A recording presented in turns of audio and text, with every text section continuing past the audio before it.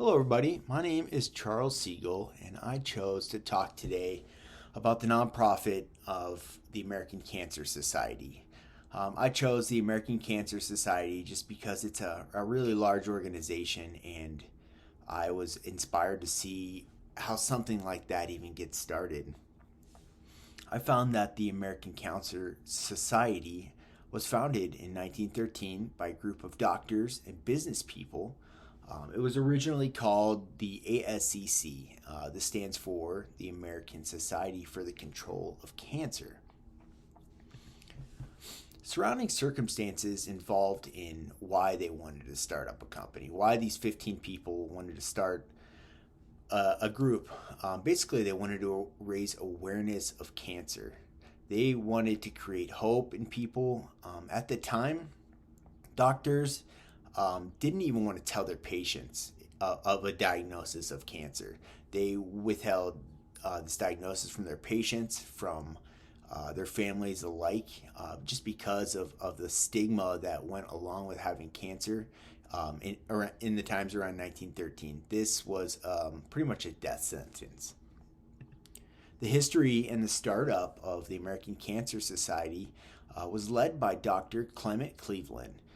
His original group raised awareness through promotion of an educational campaign.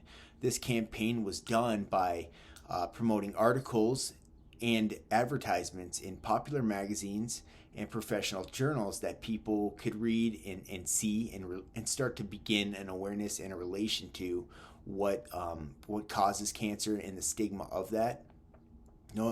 Hoping to decrease the stigma that people have in their mind of this being just a death sentence. The original company logo started, and it changed quite a bit over time, but the logo displays angled edges, and these angled edges denote forward movement, aspiration, and growth.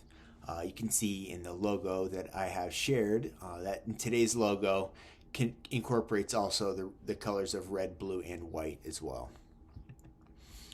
Over time, this American Cancer Society, or the American Society for the Control of Cancer, which it was early known as, has created a lot of awareness toward cancer and reduced the stigma. So they've really provided in this among our country and in the world alike that this is not a death sentence, and they are providing and pioneering the research for remissions and a cure and other treatments for cancer. Dr. Sydney Farber was a doctor, and she actually achieved the first temporary cancer remission in a patient. It was a patient that had leukemia, and she achieved this temporary remission through the use of a drug that was developed for the treatment of cancer. And in doing so, this opened the doorway to our modern era of chemotherapy, which is a current treatment for cancer. Since 1946, the American Cancer Society has invested more than $5 billion in cancer research. Throughout the course of the company, they have encountered struggles and even made some mistakes. Some struggles that they have been in the path of is gaining ground in scientific research. This sort of thing comes from trial and error and developing, and that kind of thing takes time. It takes practice and even error. Gaining ground in awareness through gaining volunteers, trying to find people who want to be involved with the cause and leading throughout. The fundraising early on did not come right away. However, it did lead to this awareness and research through the use of philanthropic giving.